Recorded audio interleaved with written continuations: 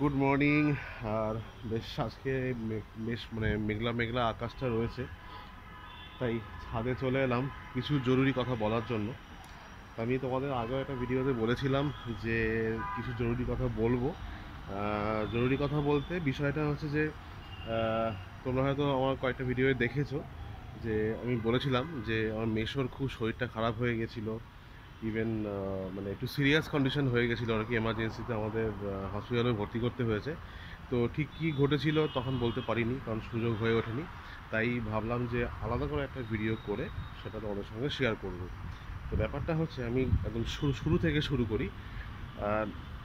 29শে জানুয়ারি আমি তখন অফিসে ছিলাম, কাজ করছি। হঠাৎ করে সন্ধ্যাবেলা মাসুমণি আমাকে ফোন করলো, বেশ কেঁদে কেঁদে ফোন করলো যে মেসোমণির অবস্থা খুব খারাপ, আর পালস পাওয়া যাচ্ছে না, কেমন কেমন জানি করছে, সেন্সলেস হয়ে গেছে, তুই এক্ষুনি চলে আয়।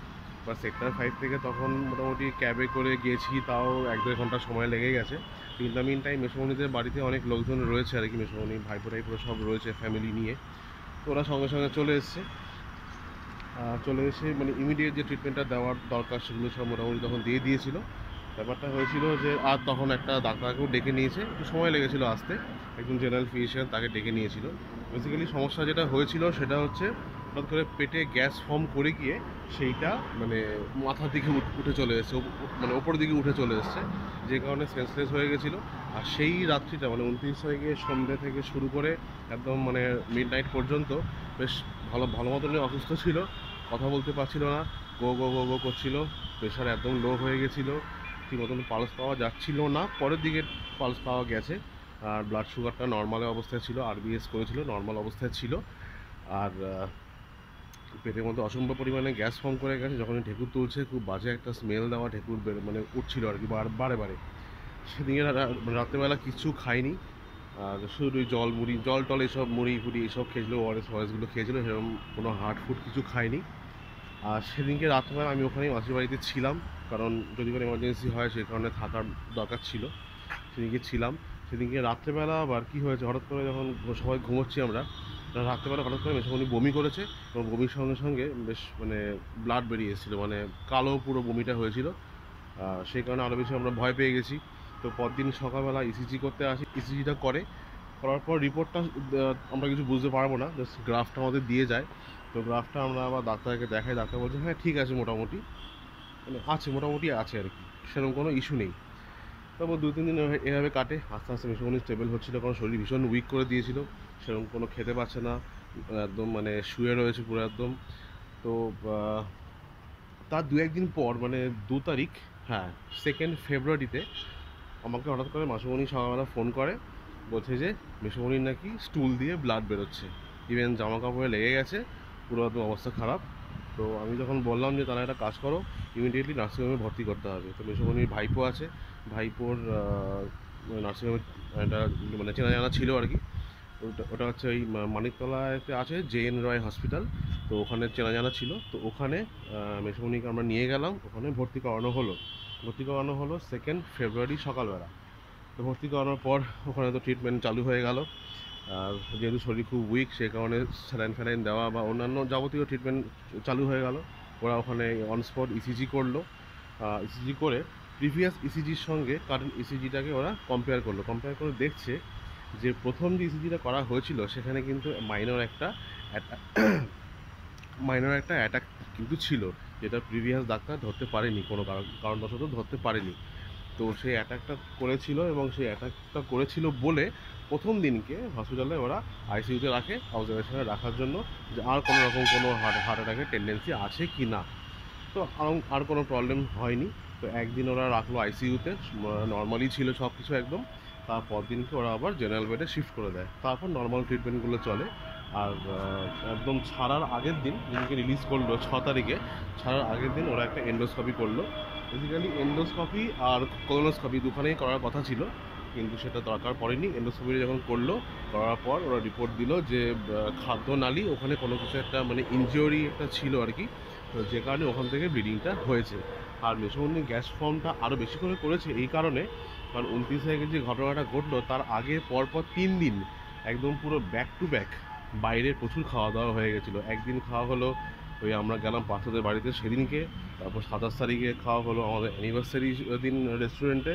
আবার তারপরের দিন মানে রোববার 28 তারিখে সেদিকে মেসোমণি নিমন্ত্রণ ছিল এক মানে মন্দিরে, সেখানে আমরা খাওয়া দাওয়া করেছিল। তো সব কিছু মিলিয়ে কিন্তু মানে প্রচুর পরিমাণে খাওয়া দাওয়া হয়ে গেছিলো, যেই কারণে এই সমস্যাটা কিন্তু হয়েছে, নাহলে হয়তো হতো না।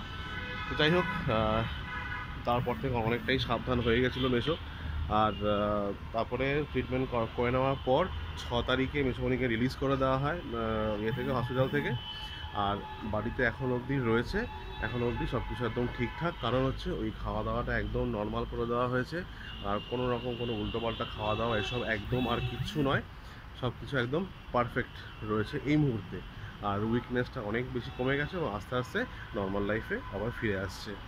তো এই হচ্ছে মানে পুরো ঘটনাটা। তো আমি বেশ কয়েকদিন এই মানে হসপিটাল যাওয়া আসা, তারপর যেহেতু ওখানে মাসিমণি একা ছিল, তো সেই কারণে আমাকে কিন্তু দুরাত্রি যখন মেসোমণি যখন নার্সিংহোমে, দুরাত্রি কিন্তু আমাকে লেক টাউনে থাকতে হয়েছে। কিছু করার নেই, কারণ মাসিমণি একা রয়েছে ওখানে। আর সেই কারণে আমি সেভাবে তখন ওই মুহূর্তে কিছু বলার মতন স্কোপ পাইনি, মানে তোমাদের আপডেট দেওয়ার কোনো স্কোপ পাইনি আর কি। কারণ এবারই ওবারই হচ্ছে, আমার মানে নেটেরও প্রবলেম হচ্ছিলো। কারণ আমি বাড়িতে এখানে করলে কি আমি মানে ওয়াইফাইটা পেয়ে যাই, বাড়ি থেকে করলে ওখানে কোনো ওয়াইফাই নেই, তো সেই কারণে প্রবলেমটা হচ্ছিলো। তো এই ছিল পুরোপুরি ঘটনা।